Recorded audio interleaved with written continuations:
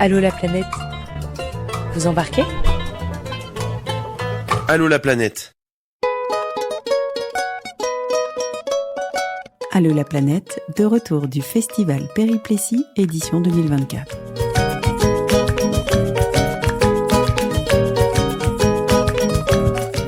Eh bien bonjour à tous, nous sommes sur le festival Périplessis qui a lieu pour la 15e édition à Charnay-lès-Mâcon.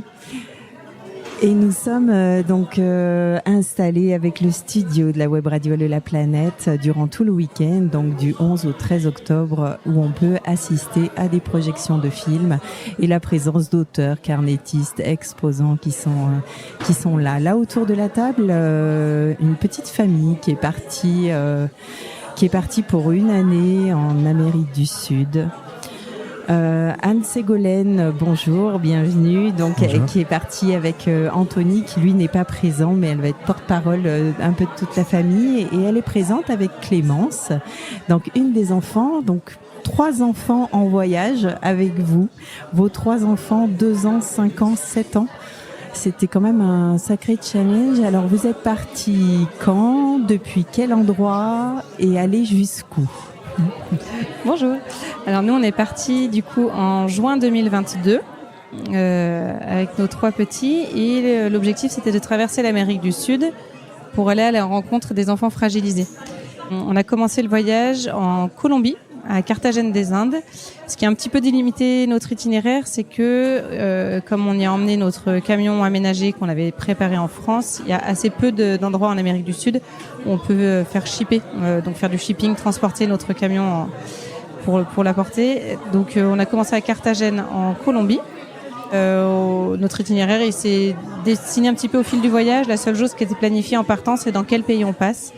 Donc on est passé de la Colombie jusqu'en Équateur, puis en Pérou, puis en Bolivie, en Argentine et on a fini par l'Uruguay. Et en Uruguay, on est reparti de Montevideo, qui est le second port duquel on pouvait rentrer notre camion pour rentrer en Europe. Alors un sacré périple que vous avez voulu montrer avec un film de l'amour à la dignité, donc qui passera demain. Ça c'était l'aventure du coup au retour de voyage. Donc cette envie de partir, déjà, elle est née comment ? Qui a eu envie de partir ? Est-ce que c'est venu de Clémence ? Est-ce que c'est venu de papa ? Est-ce que c'est venu de ta maman ? Qui c'est qui a décidé d'emmener qui en voyage ? C'est tout le monde avait envie de partir. En fait, on avait envie de partir parce qu'on est allé voir ma marraine au Chili. Et on a rencontré plein d'enfants qui n'avaient rien, mais qui souriaient quand même. Et du coup, on voulait voir ce mystère. Et du coup, on est parti là-bas. Alors, tu as vu beaucoup de monde ? Oui. Sur ce voyage, oui. Oui. Et alors, c'était pas trop difficile d'être tous les 5 à se déplacer dans un van ? Parce que ça change de la maison quand même. Oui. Parfois c'était un peu lourd, mais aussi c'est bien parce que vivre ensemble, dans la maison on vit ensemble, mais on n'est pas tous les enfants dans la même chambre, dans 2 pièces. Et là vous étiez tout le temps tous ensemble ? Oui. Mais donc t'allais plus à l'école ? C'est maman qui me faisait l'école. Ah, ça c'est pas mal quand même. Ça t'a plu de faire l'école comme ça avec maman ? Oui. Oui, parce qu'on faisait pas de géométrie, on faisait pas de sciences, c'était beaucoup mieux. On faisait quand même des choses. C'est vrai qu'on a recentré un peu l'école sur les matières fondamentales. On a fait des mathématiques et du français, lecture, écriture et mathématiques. Et le reste, ils ont énormément appris pendant le voyage, mais on n'en a pas fait des matières théoriques. Eh oui. En même temps, ils sont jeunes et apprendre par la pratique et puis apprendre bien d'autres choses. Oui, une langue au passage qui a été acquise en une année pour Clémence. Ah, oui. Ça, c'est génial. T'as appris plein de mots ? Oui. Tu te souviens aujourd'hui de quelques mots ? Oui, ça dépend. Un poquito ? Poquitito. Un poquitito. L'espagnol. C'est joli l'espagnol, ça t'a plu ? Oui, ça va. Alors ça Flo va. est prof d'espagnol. Ouais. Je dis ça, C'est vrai que c'est la partie pris. Voilà. J'adore l'espagnol. C'est amusant parce que Clémence a acquis certains mots de vocabulaire avant nous. Oui. À l'oral, elle s'est super bien débrouillée et ça nous est arrivé de nous retrouver dans les petits restaurants locaux, les sortes de cantines du village, et à pas savoir comment on disait cuillère, fourchette. Et en fait, c'était Clémence qui avait bien compris les fois d'avant, qui avait retenu, et pas nous. Génial. Anthony a développé le vocabulaire de la mécanique du camion, très très très bien. Moi, j'avais plus le vocabulaire scolaire parce que j'avais passé le bac avec un niveau d'espagnol, mais j'avais pas pratiqué depuis. Et les enfants ont appris complètement sur le tard, et spécialement Clémence qui a pas mal appris les 4 premiers mois. Tout à l'oral. Et avec d'autres enfants, du coup? Avec ma petite sœur Olivia, et dans le premier endroit où on est allé en Colombie, on s'est inscrit dans une classe, entre guillemets, et du coup on faisait l'école avec eux. Ah, sympa ça. Oui. Alors, est-ce qu'il y a des trucs que t'as pas aimé pendant le voyage ou qui étaient un peu difficiles parfois? C'est normal, ça arrive. Au Pérou, oui, le deuxième mois où il y avait un blocage. Ok. Oui. On a traversé une grosse crise politique au Pérou et on s'est retrouvés piégés. On était fermés, les routes étaient complètement barrées. Ils étaient en grosse crise politique interne et on s'est vraiment retrouvés piégés. Et ça a été le moment où on a décidé d'abandonner le voyage, d'abandonner le camion et de partir pour notre sécurité. Ah oui. Et on n'a pas pu parce que c'était bloqué même pour retourner à l'aéroport. Et finalement, ça s'est débloqué vers la sortie de Bolivie plus rapidement que ça s'est débloqué pour retourner à un aéroport. Mais c'est vrai que c'était pas un moment rigolo. On a tous beaucoup subi ce moment-là. Et ça a généré beaucoup de stress. Quand on n'est pas dans un pays qu'on connaît, je suppose que c'est... Oui, et puis depuis le début du voyage, on avait beaucoup de bienveillance de la part des locaux et on était les bienvenus partout où on allait. Ils étaient curieux ou indifférents, mais en tout cas, il n'y avait aucune animosité. Et à ce moment-là, les étrangers étaient plus les bienvenus parce qu'en fait, qui disait étranger, disait européen, et donc à la solde du gouvernement, ceux contre qui les locaux, en tout cas dans les montagnes, se battaient. Donc il y a eu un petit moment où on sentait que fallait se faire discret, ce qui est pas évident dans un camion aménagé avec 3 enfants, dont un blond, en Amérique du Sud. Ouais. Alors ça, c'est une riche idée de Anthony. En fait, les enfants qu'on a pris le temps d'aller rencontrer, on a passé à chaque fois quelques semaines dans les lieux qu'on a visités, donc on a vraiment pris du temps de quotidien, du temps de vie avec eux. Et ce qu'on est allé chercher, c'est ces enfants qui sont dans des situations précaires, donc orphelinats, centres de renutrition ou des villages de pêcheurs avec des moyens très limités. Ces enfants qui n'avaient pas des gros apports matériels, comment est-ce qu'ils peuvent devenir des adultes solides, structurés, comment est-ce qu'ils peuvent grandir Voilà, on s'est vraiment posé cette question, et ce qu'on a pu voir, c'est qu'à chaque fois que c'était des enfants qui étaient enveloppés d'amour, qui avaient des adultes qui prenaient soin d'eux, et dans lesquels ils pouvaient avoir confiance, c'était des enfants qui grandissaient, qui étaient en mesure de grandir malgré les difficultés matérielles. Voilà, on l'a beaucoup vu dans le centre de renutrition infantile notamment. Ils arrivaient avec des enfants qui étaient dénutris, donc c'était le point d'accroche pour lesquels les enfants étaient admis dans cet hôpital. Mais avant de travailler, alors ils travaillaient éventuellement sur la qualité nutritive de ce qui leur était apporté, mais avant de travailler sur ça, ils travaillaient sur quel est le lien avec leurs parents, comment accompagner leurs parents pour leur montrer qu'ils les aiment, comment accompagner leurs parents pour avoir des gestes de tendresse avec eux. Et en fait, ils repartaient de ce point de départ-là, sinon le travail n'était pas efficace. Et ça, c'est avec des années d'expérience qu'ils l'ont mis en place. Donc il y a des choses qui sont concrètement mises en place et on sort du médical pur, mais en fait pour que le médical pur puisse agir, il faut d'abord qu'il y ait l'émotionnel et le relationnel qui fonctionnent. Voilà, d'où le titre de l'amour à la dignité que Anthony a pu trouver pour notre film. Vous étiez parti avec l'idée de faire un film et sur cette thématique-là ? Oui, c'est un projet qu'on a monté. Alors, c'est marrant parce qu'on a passé plus de temps à préparer ce film avant de partir que de préparer le voyage en lui-même.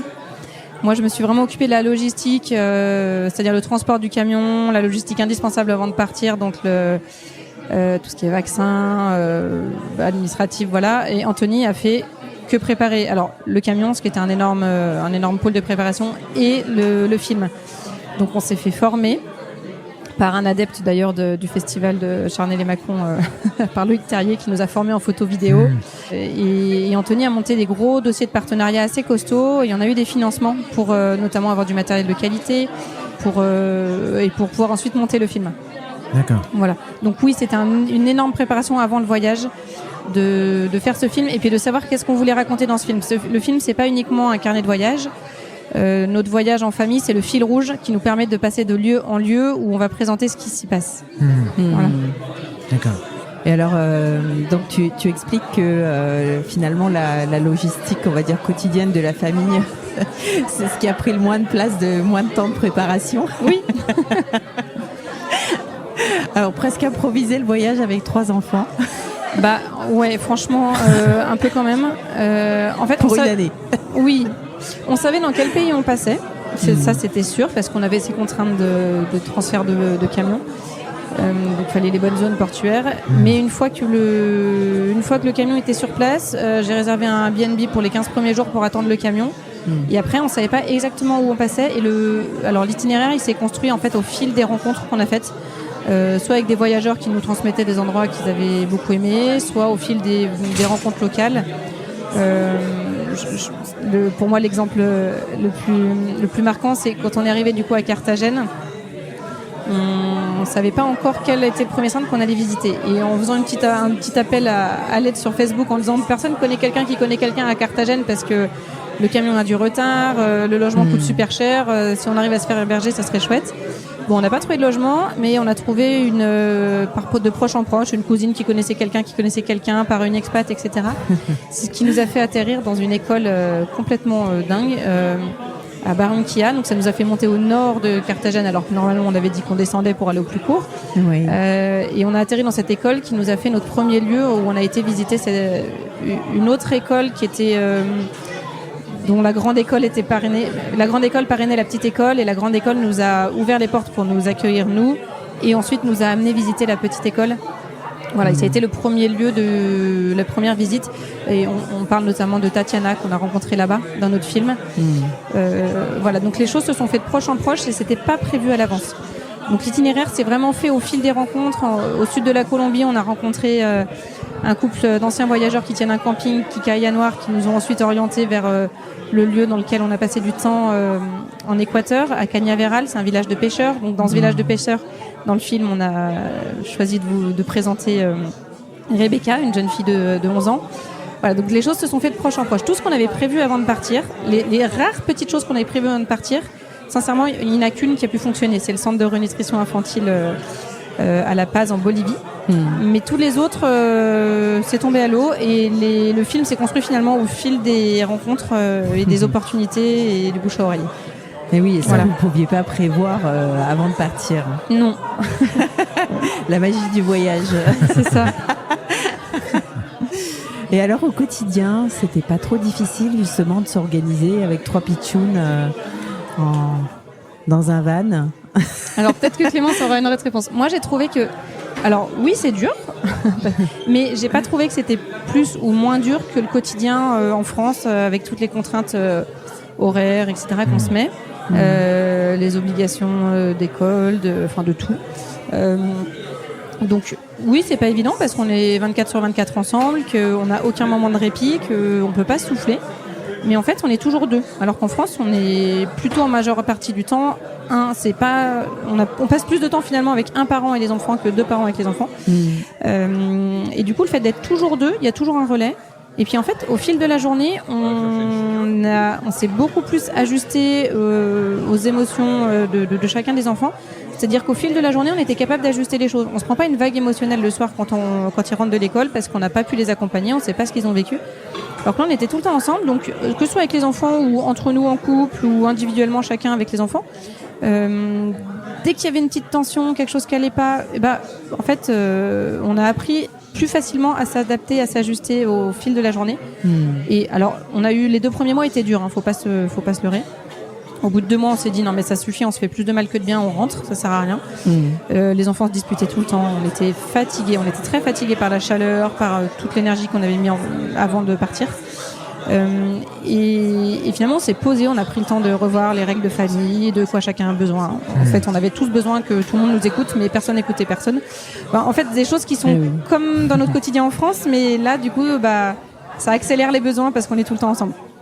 Donc, on s'est retrouvés à devoir poser tout ça à 2 mois de voyage. Et après, bien sûr qu'il y avait des moments plus durs que d'autres, mais pas plus que dans le quotidien, finalement, où faut faire face à plein d'autres contraintes extérieures. Là, les seules contraintes qu'on avait, elles étaient internes. C'était quoi comme véhicule ? C'est quoi comme véhicule ? C'est une ancienne ambulance de l'armée. C'est un J5. D'accord. Un 4x4 d'Angèle J5. Voilà, c'est vraiment de la vieille mécanique. Ah oui. En fait, il y a 2 options. Soit quand on va dans ce genre de périple, c'est soit du neuf qui ne casse pas, mais par contre, s'il y a un problème, ils peuvent rien faire sur place. Soit du vieux, où on sait qu'il y aura beaucoup de réparations et par contre, ils savent y mettre les mains et ils savent trouver des solutions. Il n'y a pas d'électronique. Aucune électronique, non. Juste l'électricité suffisait. C'est un véhicule de quelle année ? 95. Ah ouais. 1995. Et au niveau mécanique, justement, il y a des choses qui ont lâché pendant le voyage. Oh, d'accord. Bon, la question, c'est qu'est-ce qui n'a pas lâché ? C'est de la radio, les gens ne voient pas, mais j'ai vu une grosse grimace, j'ai compris. Non, franchement, ça a été notre bête noire tout le voyage. Alors, il nous a pas lâché. Il nous a tenu jusqu'au bout, notre bébert. On l'appelle comme ça, bébert. La petite blague, le petit truc, c'est berlingot, l'escargot, et c'est devenu bébert. Voilà. On a changé énormément de choses. On a eu des gros. Alors au début, on a eu un problème de turbo, donc on montait plus la moindre côte. Fallait qu'on fasse pousser le camion à chaque fois qu'il y avait une côte. Donc on a sollicité tous les gens qu'on croisait à chaque fois qu'il y avait une côte trop compliquée, soit pour tirer le camion si on trouvait un autre véhicule, soit pour le pousser si on trouvait pas d'autres véhicules. Voilà. Ensuite, on a eu très rapidement les ventilateurs qui se déclenchaient plus. Donc en fait, surchauffe. Donc qui dit surchauffe dit que la culasse a un peu souffert. Donc il a fallu changer la culasse en cours de voyage. Il a fallu changer aussi l'embrayage. On a fait refaire des suspensions. Enfin, on a fait un nombre de trucs dans ce camion au fil de voyage assez dingue. Et là, ça fait plus d'1 an qu'on est rentré. Et ça y est, depuis aujourd'hui, on a tous les travaux qui étaient nécessaires de faire dessus qui sont terminés. Parce que le problème, c'est qu'en France, les garagistes non plus, on ne met pas trop les mains dessus. On a changé le moteur complètement. Et on a refait tout le plancher parce qu'il y avait de la rouille perforante, donc le contrôle technique ne passait plus. Donc non, c'est aussi une belle galère. On n'y connaissait pas grand-chose avant de partir. Mon mari s'y est mis pour comprendre. Il a beaucoup travaillé avec son grand-père avant pour comprendre le fonctionnement. Mais ça fait partie des... Franchement, je ne sais pas ce qui est le mieux. Acheter sur place, préparer avant. Les deux ont des avantages, des inconvénients. Mais notre bébé, il nous en a fait voir. Et en même temps, il nous a pas lâchés. Et là, quand on envisage l'idée de peut-être s'en séparer, on a des levées de bouclier des enfants. C'est pas question. Ah oui. Voilà, donc pour l'instant, on sait pas. Et toi, Clémence, tu aimerais repartir un jour ? Avec Bébert ? Avec Bébert ou autrement, je ne sais pas.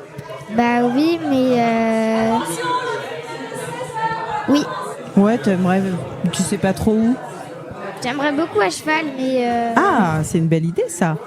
Il y en a des voyageurs à cheval. Ouais. J'adore les animaux, du coup, bah... Ouais, oui, c'est une idée de voyage.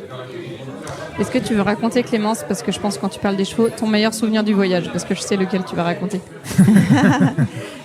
Bah, c'était en mai, le mois de mon anniversaire. Bah, y a le camion qui est...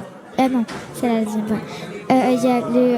On est allé dans un ranch et on faisait 1 ou 2 heures, ça dépendait, ou 1h30 de cheval dans la brousse.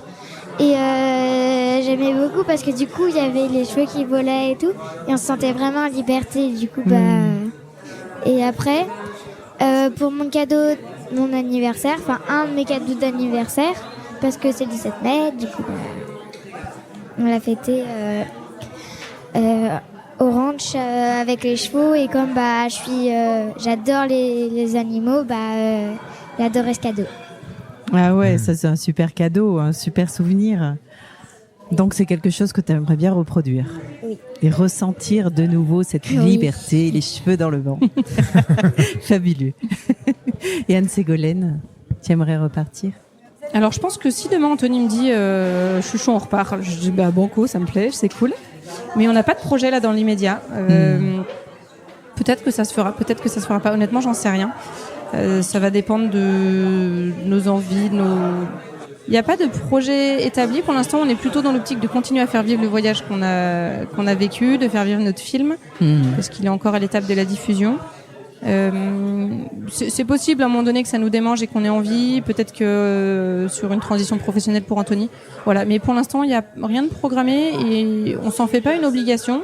On vit pas pour repartir à tout prix. Voilà, on a croisé pas mal de voyageurs où voilà, le but c'est de travailler pour repartir et enchaîner le plus possible de voyages. Peut-être que ce sera le seul voyage de notre vie, peut-être qu'on voyagera à la retraite, peut-être qu'on revoyagera avec nos enfants. Je pense que Clément, ça l'aimerait. Mais on projette rien pour l'instant. Est-ce qu'il y a des endroits peut-être où tu aimerais aller un jour si tu repartais? Est-ce qu'il y a des rêves d'enfant quelque part ou pas du tout? Alors le monde pour moi c'est un rêve d'enfant entier. Là je voyais des carnets de voyage tout à l'heure sur les pays nordiques, ça me fait rêver. On a des petites frustrations quand même sur l'Amérique du Sud, des lieux où on n'a pas pu aller. On a fait le choix de faire assez peu de kilomètres par rapport aux autres familles de voyageurs. On a fait à peu près 2 fois moins de kilomètres sur une année. On avait fait le choix d'aller à vitesse escargot justement pour vivre ce voyage tranquillement et sans urgence du prochain lieu à visiter.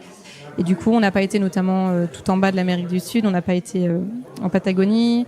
Les problèmes mécaniques avec Weber nous ont empêchés d'aller voir les chutes d'Iguazu qui nous faisaient bien rêver. Voilà. Est-ce que ça se réitérera un jour? Peut-être, je ne sais pas. Mais si, il y a plein d'endroits dans le monde qui nous donnent bien envie, mais voilà, est-ce qu'un jour on y repartira? Je ne sais pas. En tout cas, vous profitez bien. Donc, ça fait 1 année que vous êtes rentrés. Effectivement, c'est bien de rentrer avec un projet. Vous aviez ce film-là qui vous permet de faire vivre encore ce voyage. Donc, oui. Effectivement, pas d'urgence. Vous aviez tout vendu ou gardé votre maison, votre appartement le temps du voyage? Comment Nous, on n'a pas envisagé ce voyage comme une grosse rupture de vie. Okay. On l'a envisagé comme une parenthèse. Et du coup, notre maison, on l'avait achetée et on l'a mis en location pour qu'elle s'autofinance. Donc, ça nous coûtait rien. Le voyage, on l'a payé sur de l'argent qu'on avait mis de côté au fil des années.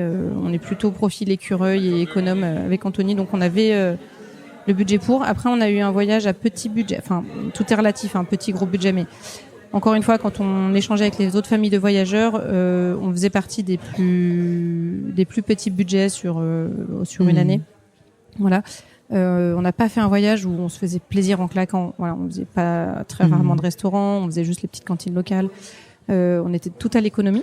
En fait, on a cherché des partenariats sur le projet du film. Donc le film, c'est autofinancé. Le film ne nous a rien coûté et on a beaucoup travaillé dessus, mais on n'a pas sorti d'argent pour le film.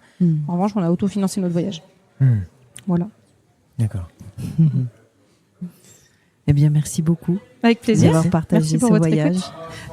Et puis on découvrira le film demain. Oui. Oui, avec joie. Exactement. Et puis on invite effectivement tout le monde à aller découvrir. Vous avez des photos aussi, un très joli stand donc qui attire l'œil. De très beaux portraits. C'est qui a pris des photos? C'est Anthony et moi, les photos. Ah oui. Parce qu'on a eu la chance d'être formés avant de partir, donc on a pu se faire plaisir en photo. Ah oui.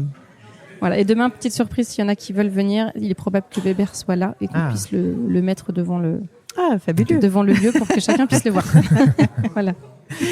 Eh bien, merci à vous. Clémence, juste, oui. Vous avez d'autres dates de festival? Eh bien, pour l'instant, non. On n'a rien de programmé. À voir les prochains festivals auxquels on a postulé. Ok. Voilà. Ça marche. À suivre. À suivre. À bientôt, Clémence. Au revoir. Au revoir. Merci. Merci, Anne-Ségolène. Allô la planète. Vous embarquez? Allô la planète. Allô la planète, de retour du Festival Périplessis, édition 2024.